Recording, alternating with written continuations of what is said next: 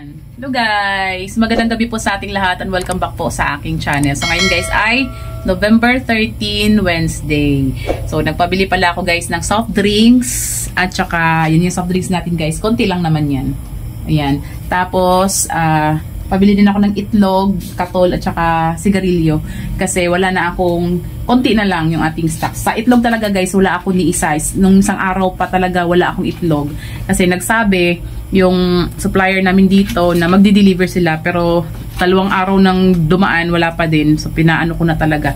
So ilang beses kaming pinapuntahan. Magtitimbangin pa daw. Naku, hanggang ngayon hindi pa tapos ng timbang.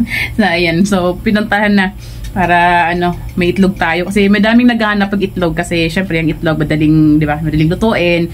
Kahit anong luto, pwede, 'di ba? At saka masustansya. Nabawasan na siya ng 5. So yan. So ano to guys, large na egg.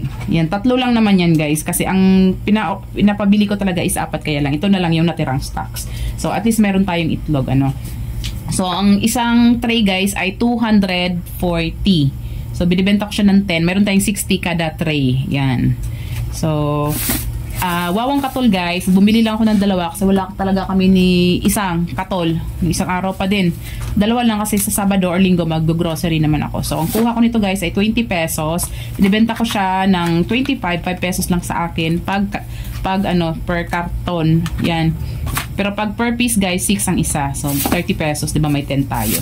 Tapos sigarilyo naman guys, Winsboro, meron pa naman akong stocks. Dagdag lang to guys kasi di rin tayo nagpapawala. Although hindi siya ganun kabenta pero may mga bumibili pa din So Winsboro, bintahan ko nito guys ay 7 pesos. Ang kuha ko nito sa isang kaha ay 107. So sa kung isang kaha nito guys 140. Meron tayong magkano ba? 33? Tama ba?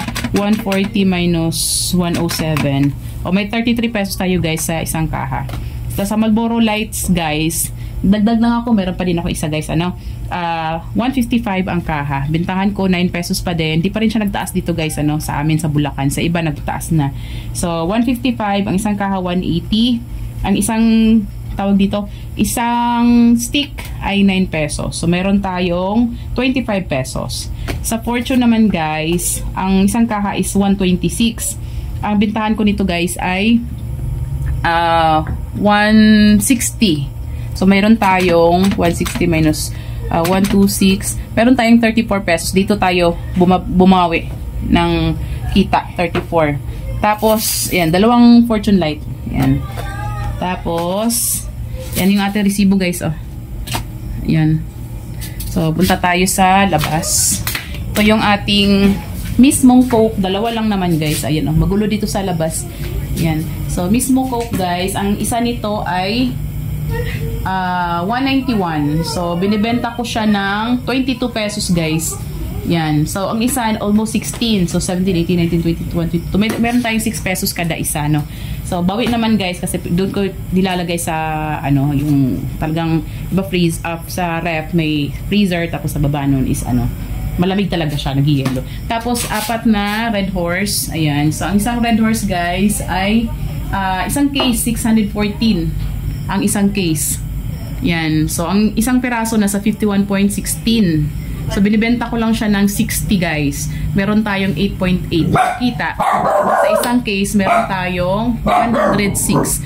Maingay si Kai. Huwag maingay Kai. So, maliit lang talaga ang kita dito guys, Pang lang natin kasi alam naman natin malakihan, mahal. Wag nating lakihan o mahalan yung presyo para mabenta.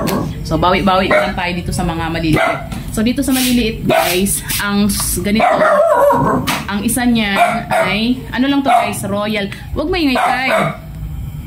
So, ayan, maingay yung aking alaga guys, pag nakakamoy ng tao.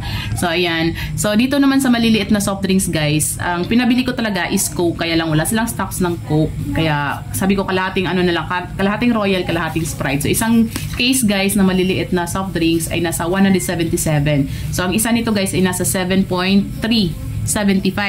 Binibenta ko siya ng 12. So, meron tayong 4.6 sa kada isa. Yan. Tapos, sa RC naman guys, ayan, RC small. Ang isang case ay 168. Ang isang peraso is 7. Binibenta ko siya ng 12. Meron tayong 5 piso. So, di ba, mura siya, pero doon tayo bumabawi, ano. Kasi, kayang-kaya, abot kaya naman ng ating mga customer yan. Ayan, oh. So, dito sa mga mamahalin, doon tayo magbaba. Kasi, although, so, ano to, alak. Pag may alak, 'di ba? Kaya nila yan. Pero doon lang tayo sa presyong ganun, guys, kasi syempre yung mga customer natin maghahanap yan kung saan mas mababa ang bintahan.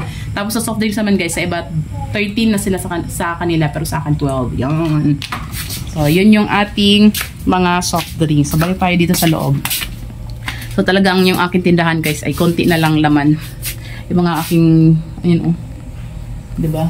Ay, naghanap kanina yung pulang pulang ligo, ganyan, wala.